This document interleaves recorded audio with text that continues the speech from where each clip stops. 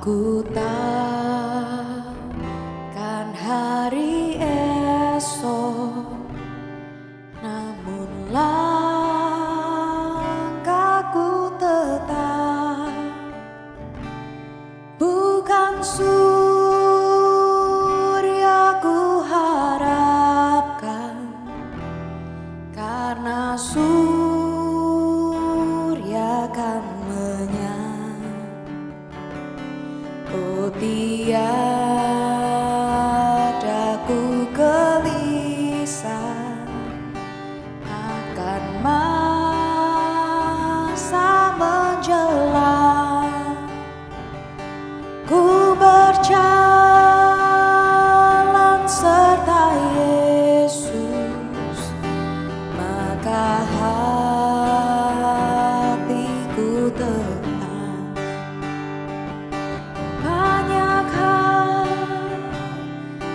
Ku pahami akan masa menjelang, tapi terang bagiku ini tangan Tuhan yang pegang.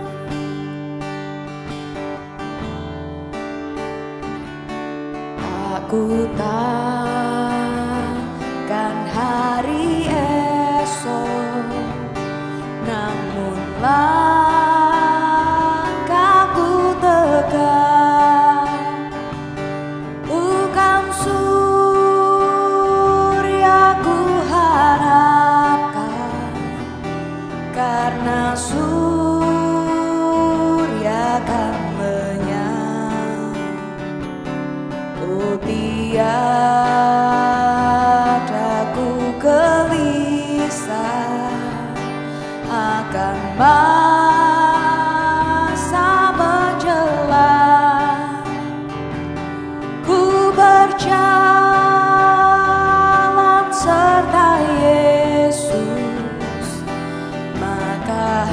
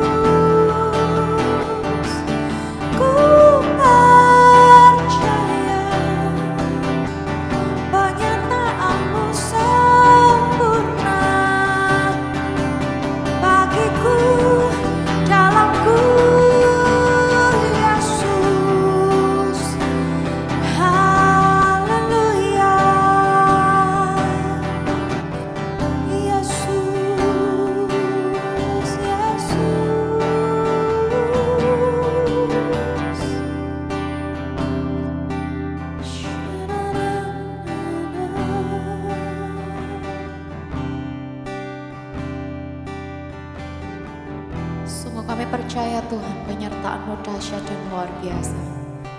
Tak pernah kami takut dan gentar, sebab Kau Allah yang bersama dengan kami. Penyertaan-Mu luar biasa Tuhan, sungguh kami percaya. Sungguh kami percaya Tuhan.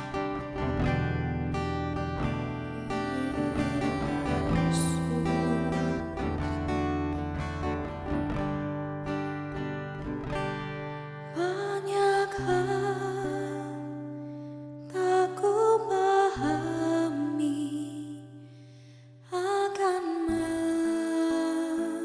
masa menjalan, tapi terang bagiku ini tangan Tuhan yang pegang. Banyak hal tak ku pahami akan masa berjalan,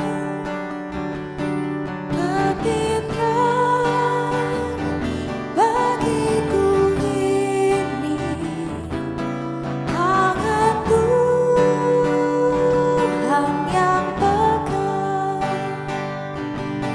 Tapi terang bagiku ini tangan Tuhan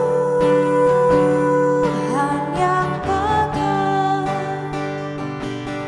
Tapi terang bagiku ini tangan Tuhan yang pegang.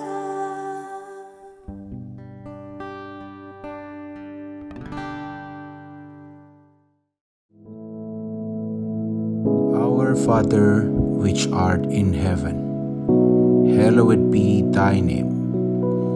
Thy kingdom come, thy will be done in earth as it is in heaven. Give us this day our daily bread, and forgive us our debts, as we forgive our debtors. And lead us not into temptation, but deliver us from evil. For thine is the kingdom, and the power, and the glory, forever. Amen. Haleluya, puji Tuhan. Pagi ini kita bertemu di dalam kasih Kristus pada hari pertama dari tahun 2021. Dan saya ucapkan selamat tahun baru. Di dalam bahasa Ibraninya, Shana Tova. Saudara sekalian, kalau kita berbicara mengenai tahun baru, maka di dalam benak kita akan terpampang suatu gambaran mengenai penanggalan yang baru, di tahun yang baru, dan pasti kita akan menjumpai angka 1. Artinya tanggal 1. Dan memang kenyataannya demikian. Tapi tahukah kita bahwa ternyata ini hanya sekedar perhitungan saja. Karena hari ini dengan kemarin lusa, dan juga besok lusa, dan seterusnya adalah hari yang sama. Jadi yang baru itu hanyalah tahunnya. Kalau kemarin angkanya 2020, hari ini angkanya berubah menjadi 2021. Artinya tahun 2021. Dan memang ini penting artinya untuk manusia di dunia ini saat ini, khususnya bidang-bidang yang sangat berkaitan dengan penanggalan. Misalnya bidang finansial, ekonomi, perbankan. Karena ini ada perhitungannya. Kreditnya, utangnya, terus kemudian simpanannya, Makanya disebutkan ada tanggal jatuh tempo ya dan sebagainya, interestnya atau bunganya dan sebagainya. Tidak ada masalah semuanya. Tapi yang perlu kita sadari bahwa ternyata memang semuanya ini tetap ya sama. Hari ini dengan kemarin ya tetap sama. Pagi ini kita bangun, tidak lama kemudian nanti kita akan melihat matahari bersinar dan kemudian mencapai titik di atas kepala kita, nah disebut siang, panas. Kecuali kalau hari mendung, ya, tertutup awan atau hujan, tapi tetap semuanya sama semuanya. Apalagi saat ini, tahun 2020, itu dialami sebagai tahun yang paling tidak pernah diharapkan manusia di seluruh dunia. Karena semua terkena dampak pandemi virus corona ini. Dan tidak sedikit juga yang menjadi korban, sampai meninggal, dan sebagainya. Bagaimana dengan tahun 2021? Kita juga tidak tahu. Karena hari ini dengan kemarin tidak ada bedanya. Apakah begitu tahun 2021 tanggal 1 ini, maka ceritanya berbeda. Pandeminya hilang begitu saja. Kita juga tidak bisa mengatakan. Harapan kita sih demikian. Tetapi tanggal 1 ini tetap protokol kesehatan harus diperhatikan. Bahkan perayaan-perayaan, kerumunan-kerumunan kemerian pada tanggal 1 ini sama sekali tidak disarankan. Bahkan sebetulnya tidak diizinkan. Karena ini akan membuat peningkatan dari problem virus corona ini. Jadi saudara sekalian, ternyata tanggal 31 Desember tahun 2020 dan tanggal 1 Januari tahun 2021 itu ya sama saja keadaannya. Hanya beda penghitungan harinya atau penanggalan saja. Nah lalu bagaimana dengan kita ini? Kita tidak usah khawatir. Karena saudara dan saya mempunyai seorang Tuhan yang baik. Dia Allah yang berkuasa. Dan dialah yang mengatur kita semua. Banyak orang ingin mengetahui bagaimana dengan tahun 2021 ini. Bagaimana ramalan-ramalan, prediksi dan seterusnya tentang tahun ini. Tidak ada seorang pun yang tahu. Tapi kalau kita lihat di dalam Alkitab, Alkitab berbicara mengenai sesuatu yang istimewa.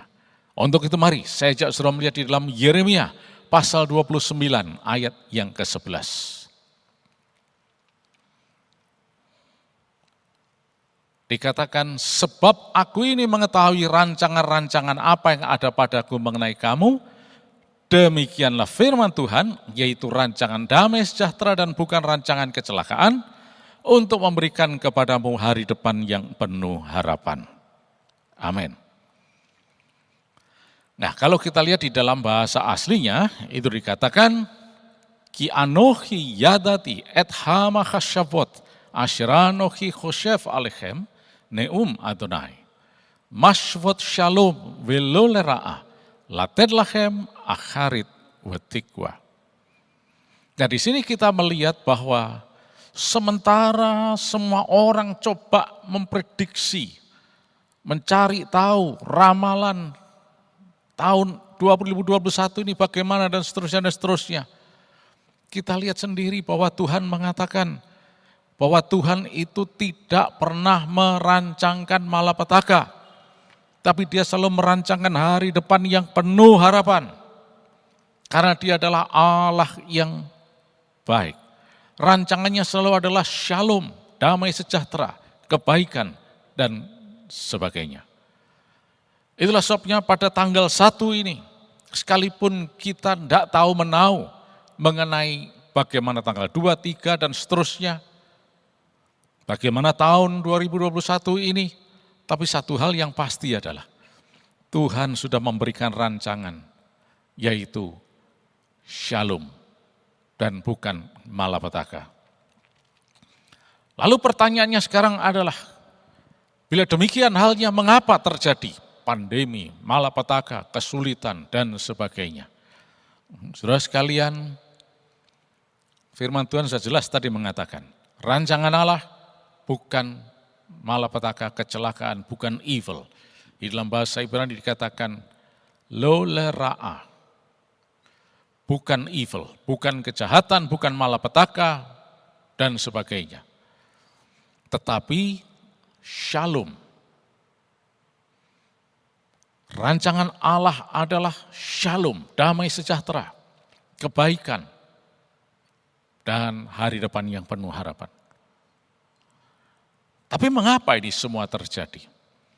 Nah, kita tahu bahwa ternyata ada oknum yang jahat, namanya iblis. Dia tidak suka kalau manusia hidup dalam keadaan yang baik. Nah, dia berusaha untuk mencelakai manusia, bahkan berusaha membinasakan manusia. Nah, masalahnya adalah bagaimana hal itu bisa terjadi pada diri manusia. Sebetulnya si jahat itu tidak mempunyai kuasa apa-apa atas manusia, kecuali ketika manusia memberi kesempatan kepada dia untuk mengacak-acak kehidupan manusia. Kecuali manusia memberi apa yang disebut sebagai celah atau pintu masuk, akses kepada si jahat untuk mengacak-acak kehidupan manusia, mencelakai manusia. Kita tahu bahwa ada pencuri, penjahat, dan sebagainya. Tapi walaupun dia adalah pencuri, dia tidak akan bisa berbuat apa-apa selama pintu pagar, pintu rumah itu tertutup rapat, terkunci rapat-rapat. Dia tidak bisa berbuat apa-apa. Hanya ketika ada celah atau pintu yang terbuka. Nah, ini kalau sampai ada rumah yang pintunya terbuka, tidak terkunci, maka ini jelas adalah salah dari si pemilik rumah. Kelalaiannya. Akibat kelalaiannya itu, maka pencuri bisa masuk. Karena dia lalai mengunci pintu, menutup pintu dengan baik. Mari sekarang kita lihat di dalam Efesus pasal yang keempat ayat 27 yang berbunyi demikian. Dan janganlah beri kesempatan kepada iblis. Amin. Sampai di sini ya. Di dalam bahasa aslinya dikatakan mide didote topon ton diabolon. Dan jangan memberi kesempatan, space, tempat kepada iblis. Karena apa? Iblis hanya bisa nyerobot masuk ketika ada kesempatan, ketika ada celah. Ketika tidak ada celah, iblis manapun tidak akan bisa masuk. Nah, jadi saudara sekalian, kembali lagi untuk menjawab mengapa kalau rencana Allah itu baik, tapi bisa terjadi hal-hal yang tidak baik, maka bukan salah rencana Allah, bukan salah Allahnya. Karena manusianya yang sudah memberi celah kepada iblis. Kita perhatikan ada sebuah bendungan besar. dan semuanya ditutup dengan semen, beton dan sebagainya supaya air tidak bisa masuk di sana. Sehingga air itu bisa tertampung di bendungan tersebut. Tapi apa yang terjadi? Ketika ada retakan kecil dari bendungan itu, dan mulai ada kebocoran, air bisa masuk melalui celah itu, maka airnya akan terus keluar. Dan bahkan tidak tertutup kemungkinan lama-kelamaan retakan itu akan semakin jadi besar, dan akhirnya jebollah bendungan itu atau dam tersebut. Nah, jadi saudara sekalian, yang harus kita perhatikan di sini adalah jangan pernah sekalipun memberi kesempatan atau celah kepada si jahat atau iblis ini. Dia sebetulnya tidak bisa menyentuh kita kecuali kalau kita memberi kesempatan. Termasuk juga virus corona walaupun merajalela sebagai pandemi di seluruh dunia. Tetapi kalau tidak ada celah di dalam kehidupan kita, dia tidak bisa menyentuh kita. Dan secara ilmiah bisa dijelaskan mengapa virus corona ini bisa terobos masuk dan kemudian mengacak-acak paru-paru manusia, antara lain yang diserang bagian paru-parunya. Dan kemudian membuat manusia itu kesulitan bernapas dan sebagainya, sehingga ketika tidak bisa bertahan lagi, maka dia menjadi korban meninggal. Tetapi saudara sekalian, kalau tidak ada celah, virus itu tidak bisa menerobos masuk. Itulah sebabnya protokol kesehatan mengatakan jaga jarak. Ketika ada jarak, maka virus itu tidak bisa pindah ke tubuh orang lain. Menjaga kebersihan. Sebab kita tidak tahu tadi kita bekas pegang apa, dan mungkin ada lengket di tangan kita, mungkin ada virusnya dan sebagainya. Tapi ketika dicuci tangan bersih, maka virus itu tidak bisa masuk ke dalam tubuh kita. Selain itu juga kondisi tubuh yang harus dijaga dengan baik. Baik itu melalui olahraga, melalui pola makan yang benar dan sebagainya. Sehingga tidak bisa ditembus oleh virus ini. Jadi jelas sekali di sini. Rencana Allah selalu adalah rencana yang baik. Bukan malapetaka, bukan sakit penyakit dan sebagainya. Tapi rencana yang adalah shalom.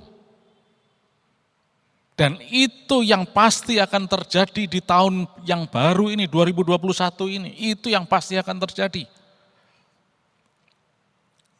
Kalau kita terus waspada dan tidak memberi celah. Dan celah ini ada banyak sekali saudara sekalian. Kita tahu bahwa seperti tadi gambaran sebuah dam atau bendungan, itu setiap milimeter, sentimeter, itu bisa menjadi celah-celah bagi air itu untuk disebut bocor dan mengalir melalui celah-celah tersebut. Tetapi kalau itu ditutup rapat semuanya, dan selalu dijaga, diperiksa, jangan sampai ada retaan-retaan sedikit pun, maka air tidak akan pernah bisa masuk, tidak akan bisa terjadi kebocoran. Nah, jadi saudara sekalian, semua yang terjadi di sekeliling kita ini, itu bukan karena Allah memang sudah merencanakan malapetaka seperti itu, bukan. Allah adalah Allah yang baik, Dia selalu merencanakan kebaikan bagi kita. Tetapi manusianya yang tidak waspada dalam hal ini. karena kelalaian kealpaannya, dia membuka celah. Walaupun ada orang yang mengatakan, mana sih orangnya yang mau celaka? Betul, tetapi juga kadang-kadang yang tidak mau celaka ini tidak mau serius dalam memahami dirinya, kehidupannya. Saudara sekalian, kalau saudara baca di dalam Keluaran pasal 12, diceritakan di sana, nah ini juga berbicara mengenai penetapan Tuhan akan hari yang baru. Atau kita baca dulu ya, Keluaran pasal 12, kita baca dari ayat yang pertama.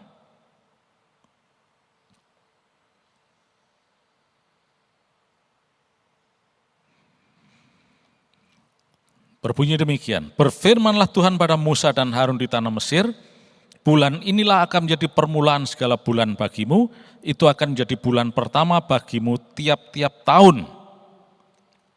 Nah ya, jadi ini menjadi bulan pertama tiap tahun, jadi ini menjadi tahun baru. Nah, ini memang perhitungan yang diberikan. Tapi sebetulnya yang penting bukan masalah perhitungannya, yang terpenting adalah apa yang terjadi. Nah, kalau kita baca terus di sana, antara lain kalau kita baca ayat yang ke-14 ya. Dikatakan di sana, hari ini akan menjadi hari peringatan bagimu. Kamu harus merayakannya sebagai hari raya bagi Tuhan turun-temurun. Kamu harus merayakannya sebagai ketetapan untuk selama-lamanya. Nah, kenapa demikian? Nah, kita mundur sekarang. Ayat yang ke-12 mulai. Sebab pada malam ini aku akan menjalani tanah Mesir dan semua anak sulung dari anak manusia sampai anak binatang akan kubunuh. Dan kepada semua Allah di Mesir akan kujatuhkan hukuman. Akulah Tuhan. Ayat 13. Dan darah itu menjadi tanda bagimu pada rumah-rumah di mana kamu tinggal. Apabila aku melihat darah itu, maka aku akan lewat daripada kamu, jadi tidak akan ada tulah kemusnahan di tengah-tengah kamu, apabila aku menghukum tanah Mesir. Saudara sekalian, kita tidak usah bingung, ini adalah hukuman. Tuhan sudah mengatakan jelas sekali, hukuman kepada Mesir dan juga Allah di Mesir. Yang terjadi adalah anak sulung mati. Tetapi, mungkin kita akan berpikir, wah Tuhan kejam nih. Kalau kita berbicara mengenai punishment, hukuman, udah tidak ada lagi kata kejam atau tidak. Karena hukuman itu terjadi adalah akibat ulahnya sendiri. Kita tentunya tidak bisa mengatakan seorang hakim yang menjatuhkan hukuman itu kejam. Tetapi yang kejam itu adalah si terdakwa ini. Mengapa dia kejam terhadap dirinya sendiri? Dengan melakukan perbuatan-perbuatan yang melanggar hukum. Misalnya merampok, mencuri, dan sebagainya. Kalau dia tidak mencuri, tidak merampok, maka tidak ada hakim yang akan menjatuhkan hukuman. Tapi ketika dia melakukan pelanggaran hukum, merampok, mencuri, dan sebagainya, maka hukuman akan dijatuhkan. Begitu juga di sini. Ini konteksnya adalah hukuman. Dan hukuman ini terjadi bagi orang yang tidak hidup takut akan Tuhan. Nah, buktinya apa? Coba kita lihat ayat yang ke-13 tadi. Dan darah itu menjadi tanda bagimu pada rumah-rumah di mana kamu tinggal. Apabila aku melihat darah itu, maka aku akan lewat daripada kamu, jadi tidak akan ada tulah kemusnahan di tengah-tengah kamu, apabila aku menghukum tanah Mesir. Nah, jadi saudara sekalian, itu semua terjadi karena ulah manusia sendiri. Sebab apa? Ketika manusia mau taat kepada Tuhan, dan ada tanda darah di sana, maka tidak akan terjadi hukuman ini. Tidak akan ada anak sulung yang mati. Nah, jadi jelas di sini saudara sekalian, kematian anak sulung itu bukan karena rencana Allah yang kejam dan sebagainya. Rencana Allah tetap adalah hari depan yang penuh harapan. Shalom. Tapi ketika ada celah, maka malapetaka itu terjadi.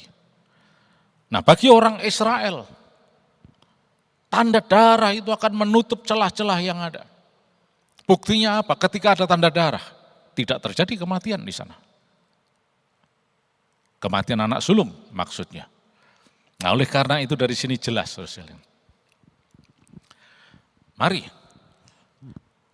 pertama-tama kita pahami bahwa rencana Allah itu selalu adalah hari depan yang penuh harapan. Sepanjang tahun 2021 ini kita tidak perlu takut. Rencana Allah selalu adalah shalom, hari depan yang penuh harapan. Yang kedua, kita harus waspada. Jangan pernah memberi celah. Dan jangan ada kelalaian.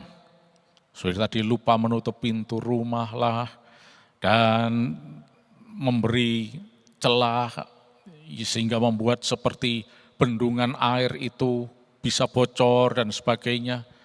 Ketika semuanya tertutup rapat, maka kuasa si jahat tidak bisa menerobos masuk. Termasuk juga virus corona dan sebagainya tidak bisa menyentuh kita. Ketika kita memiliki tanda darah dalam hidup kita. Mari saat ini kita pahami hal ini dengan jelas. Jangan pernah beri celah kepada iblis. Jangan pernah beri kesempatan kepada dia. Kenakan tanda darah Yesus, maka dia akan selalu melindungi kita semuanya. Puji nama Tuhan, saudara sekalian. Selamat tahun baru, Tuhan Yesus memberkati. Mari kita berdoa. Terima kasih Tuhan, rencana-Mu selalu adalah baik untuk kami. Dan saat ini Tuhan, di hari pertama tahun 2021 ini, kami kenakan darah Yesus, baik kehidupan kami, rumah tangga kami, dan juga seluruh usaha pekerjaan kami, dan kami menutup semua celah Tuhan, sehingga si jahat tidak bisa menerobosnya. Rencana-Mu akan terjadi dalam hidup kami, hari depan yang penuh harapan, rencana berkat yang berkelimpahan, rencana kesehatan, kemenangan, keberhasilan. Ketika kami memiliki tanda darah dalam hidup kami. Oleh karena itu Tuhan, biar kuasa darah Yesus melindungi kami semuanya. Dan tidak ada gangguan apapun termasuk virus corona yang bisa menyentuh kami. Kami semuanya sehat Tuhan. Dan di tahun 2021 ini kami tetap sehat. Nama Yesus dipermuliakan. Dan berkat-Mu dilimpahkan atas kami. Di dalam nama Tuhan Yesus Kristus. Mari kita semuanya percaya diberkati, katakan sama-sama. Amin. Haleluya.